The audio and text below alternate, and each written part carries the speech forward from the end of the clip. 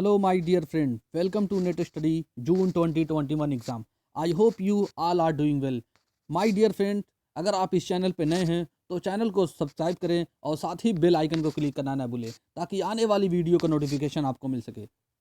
My dear friend, आज हम discuss करेंगे आपसे वीकली करंट अफेयर के बारे में जो टॉप 10 मोस्ट इम्पॉर्टेंट एमसीक्यूज होंगे. तो आइए चलते हैं बिना टाइम वेस्ट किए हुए पहले क्वेश्चन की तरफ. माय डियर फ्रेंड, पहला क्वेश्चन है which is the first Indian zoological park to receive ISO certification. ये काफ़ी इंपॉर्टेंट क्वेश्चन है. जो इंडिया का पहला जूलॉजिकल पार्क जो रिसीव किया है ISO certification.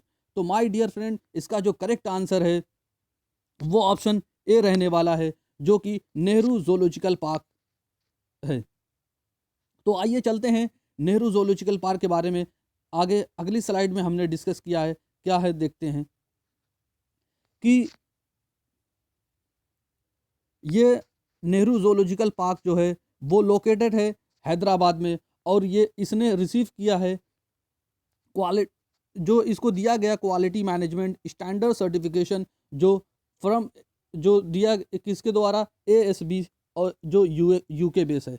My dear friend, अगर सेकंड पॉइंट की बात करें, हैदराबाद जूलॉजी जू हैज़ द बिकम फर्स्ट जू इन द कंट्री. ये हमारे देश का जो पहला जू है जो इसने रिसीव किया है ISO सर्टिफिकेशन. आई होप ये सारे पॉइंट काफ़ी इंपॉर्टेंट है, आप इसको नोट डाउन करते रहें ताकि आने वाले एग्ज़ाम के लिए आपकी प्रिपरेशन काफ़ी अच्छी हो सके. तो आइए चलते हैं नेक्स्ट क्वेश्चन की तरफ. दूसरा क्वेश्चन है prime minister Modi laid foundation stone for country's largest renewable energy park in which state. तो माय डियर फ्रेंड, अगर आप ऑप्शन की बात करते हैं, Rajasthan, option B Gujarat, option C Punjab, option D Tamil Nadu. तो माय डियर फ्रेंड, इसका जो करेक्ट आंसर है ऑप्शन बी है जो गुजरात में मोदी साहब ने फाउंडेशन इसकी रखी है. और ये हमारे देश का सबसे बड़ा रिन्यूएबल एनर्जी पार्क है. तो आइए चलते हैं इसके बारे में देखते हैं क्या है largest renewable energy park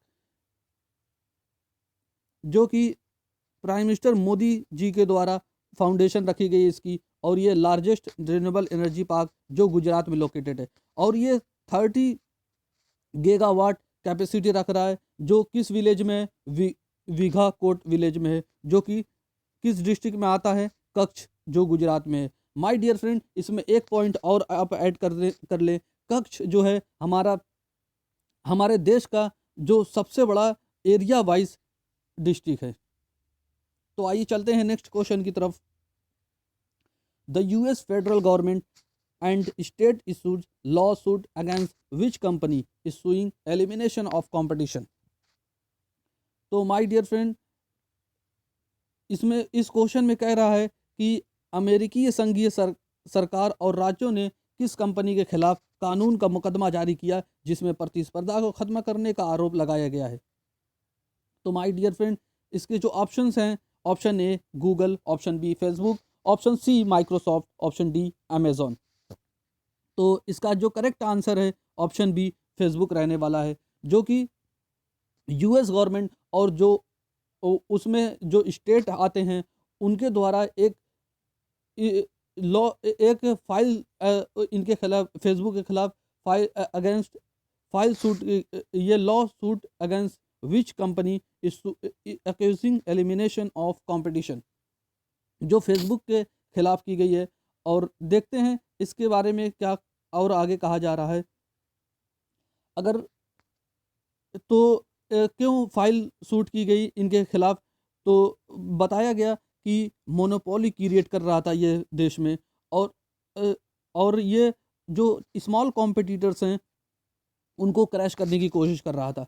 US government और 48 स्टेट ने ये फाइल सूट की थी किसके खिलाफ, फेसबुक के खिलाफ. जो और इसमें बताया गया कि एंटी कॉम्पिटिटिव जो मार्केट में होता है उसको ये अनलॉफुल प्रैक्टिस कर रहा था। तो इस वजह से फेसबुक के खिलाफ ये सारी कार्रवाई की गई है। तो आइए चलते हैं नेक्स्ट क्वेश्चन की तरफ। आज का ये चौथा क्वेश्चन है, the European Union leaders agree to cut green house gas emission by 55% by which year. तो माय डियर फ्रेंड, इस क्वेश्चन में कहा गया है कि यूरोपियन यूनियन जो लीडर हैं वो एग्री किए हैं कि ग्रीन हाउस गैस है उसको कम करने के लिए, कट डाउन करने के लिए 55% किस साल तक ऑप्शन दिए गए हैं। Option A 2025, option B 2030, option B 2040, option D 2050।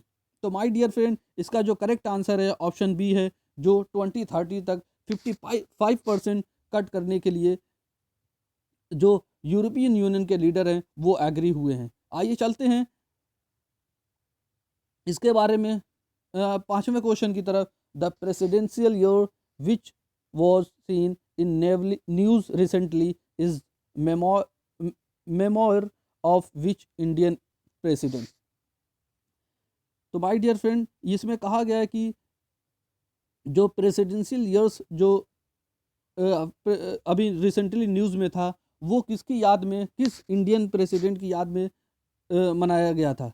तो ऑप्शंस हैं, option A Pratibha Patil, option B Pranab Mukherjee, option C Ramnath Kovind, option D APJ Abdul Kalam. तो माय डियर फ्रेंड, इसका जो करेक्ट आंसर है ऑप्शन बी है प्रणब मुखर्जी।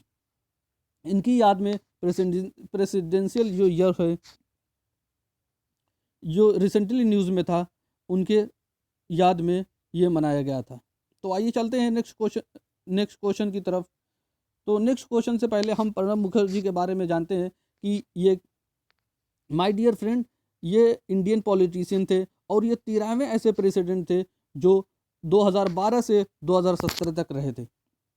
और इनका पॉलिटिकल कैरियर जो है वो 5 डिकेड्स का, डिकेड्स मतलब होता है 10 साल, यानी 5 डिकेड्स का मतलब 50 साल इनका पॉलिटिकल करियर रहा है। और माय डियर फ्रेंड, ये काफ़ी इंपॉर्टेंट क्वेश्चन यहाँ से बन जाएगा कि प्रणब मुखर्जी को भारत रत्न और पद्म विभूषण अवार्ड भी सम्मानित किया गया है। तो आइए चलते हैं नेक्स्ट क्वेश्चन की तरफ। The next question is that what is the name of national level summit organised by national mission for clean Ganga and C Ganga. तो माय डियर फ्रेंड, इसमें नेशनल लेवल की समिट की बात की जा रही है, नेशनल लेवल के समिट की बात की जा रही है जो ऑर्गेनाइज की गई थी national mission for clean Ganga and C Ganga के द्वारा। ऑप्शंस दिए गए हैं कि option A India Ganga summit, option B India water impact summit, option C Ganga rejuvenation summit, option D clean Ganga summit. तो माय डियर फ्रेंड, इसका जो करेक्ट आंसर है option B India water impact summit, जो कि इसके यही नाम है जो नेशनल लेवल की समिट हुई है किसके द्वारा, national mission for clean Ganga and C Ganga. तो आइए चलते हैं 7वें क्वेश्चन की तरफ। The social endeavour for health and telemedicine, जिसको शॉर्ट में सेहत कहा जाता है, scheme is to be launch in which state या और यूटी। यूटी का मतलब तो है यूनियन टेरिटरी। तो माय डियर फ्रेंड, इसमें पूछा गया है कि ये जो स्कीम लॉन्च की गई है वो किस स्टेट या यूनियन टेरिटरी में लॉन्च की गई है। ऑप्शंस हैं, option A Goa, option B Assam, option C Jammu and Kashmir, option D Gujarat. तो माय डियर फ्रेंड, इसका जो करेक्ट आंसर है ऑप्शन सी है, जो जम्मू एंड कश्मीर में लॉन्च की गई है ये स्कीम। आइए इस सेहत के बारे में जानते हैं। सेहत जो प्राइम मिनिस्टर मोदी साहब के द्वारा ये लॉन्च की गई है, और सबसे ज़्यादा इंपॉर्टेंट क्वेश्चन यहाँ से ये बनेगा कि सेहत का फुल फॉर्म क्या होता है। तो माय डियर फ्रेंड, इसको नोट डाउन कर लें, और ये काफ़ी इंपॉर्टेंट है जो आने वाले एग्ज़ाम में पूछा जा सकता है। ये सिर्फ नेट या नेट के एग्ज़ाम में नहीं, बल्कि every competitive exam which is conducted in India are asked. So social endeavour for health and telemedicine जो सेहत का फुल फॉर्म होता है, और ये स्कीम जम्मू कश्मीर में लॉन्च की गई है जो पूरे यूनियन टेरिटरी को कवर करेगा, और इसका जो एम है वो 1 करोड़ पॉपुलेशन का रखा गया है। और ये इस वजह से है क्योंकि जो कवर नहीं किए गए हैं आयुष्मान भारत स्कीम के द्वारा। तो आइए चलते हैं नेक्स्ट क्वेश्चन की तरफ। The prime minister release a postage stamp during the centenary celebration of which university.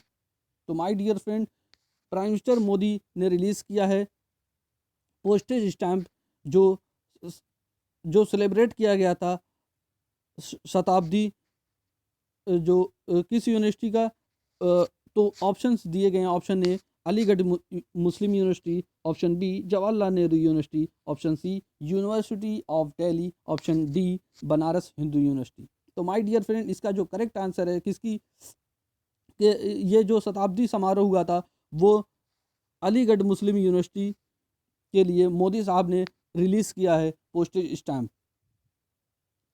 तो ऑप्शन ए इसका करेक्ट आंसर है।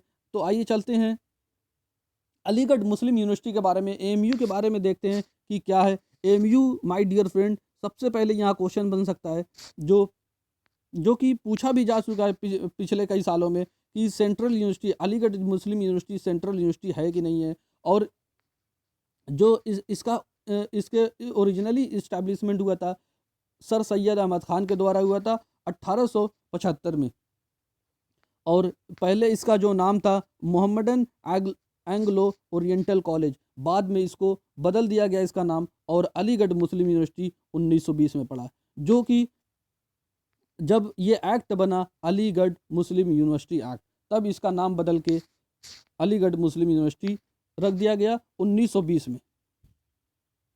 तो आइए चलते हैं नेक्स्ट क्वेश्चन की तरफ। As per a Lancet report, which issues has caused 1.7 million death and economic loss of 1.4% of the GDP in India। तो माय डियर फ्रेंड, इसमें पूछा गया है कि लाइसेंट रिपोर्ट के अनुसार किस मुद्दे के कारण 1.7 मिलियन लोगों की मृत्यु हुई और भारत में जीडीपी के 1.4% आर्थिक नुकसान हुआ। तो माय डियर फ्रेंड, इसका जो करेक्ट आंसर रहने वाला है ऑप्शन बी, जो एयर पोल्यूशन के कारण 1.7 मिलियन आई मीन 17 लाख लोग मर चुके हैं, और जो जीडीपी का जो 1.4% नुकसान हुआ है वो एयर पोल्यूशन की वजह से हुआ है। तो आइए चलते हैं ये रिपोर्ट के बारे में और डिटेल जाने कि जो ये रिपोर्ट पब्लिश की गई इसमें और क्या क्या कहा गया है। तो माय डियर फ्रेंड, ये जो 1.7 मिलियन डेथ हो चुकी है और ये किसके कारण हुई है, ड्यू टू एयर पोल्यूशन। और ये रिपोर्ट जो है, ये डेटा जितना भी लिया गया है वो 2019 का लिया गया है। और अगर बात करते हैं 18% ऑफ टोटल डेथ, यानी इंडिया में जितनी भी डेथ हो रही है एक साल में उसका 18%, आई मीन अगर हर साल 100 लोग मर रहे हैं तो उसमें 18 लोग ऐसे हैं जो एयर पोल्यूशन की वजह से उनकी मृत्यु हो रही है। तो अगर नेक्स्ट पॉइंट की बात करें तो 1.4% जो जीडीपी का लॉस हुआ है, अगर इसको इक्विवेलेंट करें जो रुपीस में तो 2,60,000 करोड़ रुपए का नुकसान हुआ है। तो माय डियर फ्रेंड, ये काफ़ी इंपॉर्टेंट पॉइंट हैं जो कि करेक्ट मैच में अक्सर पूछ लिए जाते हैं। तो आइए चलते हैं नेक्स्ट क्वेश्चन की तरफ। आज का ये आखिरी और 10वां क्वेश्चन है, इसको डिस्कस करते हैं कि to honour the birth anniversary of which former Indian prime minister Indian government has recognised 23 December as a national farmer day और किसान दिवस। माय डियर फ्रेंड, ये काफ़ी इंपॉर्टेंट क्वेश्चन है क्योंकि आजकल हमारे देश में किसान जो हैं सड़कों पर हैं और वो काफ़ी दिनों से प्रोटेस्ट कर रहे हैं। जो उनके जो बिल लाई गई है, 3 बिल लाई गई है और उसी को ये सब रिवोक करने की कोशिश कर रहे हैं। तो माय डियर फ्रेंड, ये आने वाले एग्ज़ाम के लिए ये जो क्वेश्चन हमने ये लिया है ये काफ़ी इंपॉर्टेंट है। आप इसको नोट डाउन कर लें और इसको याद रखें कि सबसे पहले तो रखें कि किसान दिवस कब मनाया जाता है। तो 23 दिसंबर को सेलिब्रेट किया जाता है। तो माय डियर फ्रेंड, इस क्वेश्चन में पूछा गया कि भारत के किस पूर्व प्रधानमंत्री भारत सरकार ने 23 दिसंबर को राष्ट्रीय किसान दिवस या किसान दिवस के रूप में मान्यता दी है। यानी पूछा गया है कि जो सेलिब्रेट किया जाता है किसान दिवस, किसकी याद में सेलिब्रेट किया जाता है, किसकी बर्थ एनिवर्सरी पर सेलिब्रेट किया जाता है। तो माय डियर फ्रेंड, इसका जो ऑप्शंस हैं, option A Rajendra Prasad, option B MS Swaminathan, option D Chaudhary Charan Singh, option D Varghese Kurien. तो माय डियर फ्रेंड, इसका जो करेक्ट आंसर है ऑप्शन सी, जो कि चौधरी चरण सिंह है। तो आइए चलते हैं नेक्स्ट स्लाइड की तरफ कि नेशनल फार्मर्स डे होता क्या है। नेशनल फार्मर डे, जिसको किसान दिवस के नाम से भी जाना जाता है, और ये सेलिब्रेट किया जाता है एवरी ईयर ऑन 23 दिसंबर को। और ये इंडिया के 5वें प्राइम मिनिस्टर चौधरी चरण सिंह के जन्मदिन पर सेलिब्रेट किया जाता है, जिन्होंने कई पॉलिसीज़ और किसानों की लिविंग स्टैंडर्ड को बढ़ाने के लिए कई पॉलिसीज़ लाई।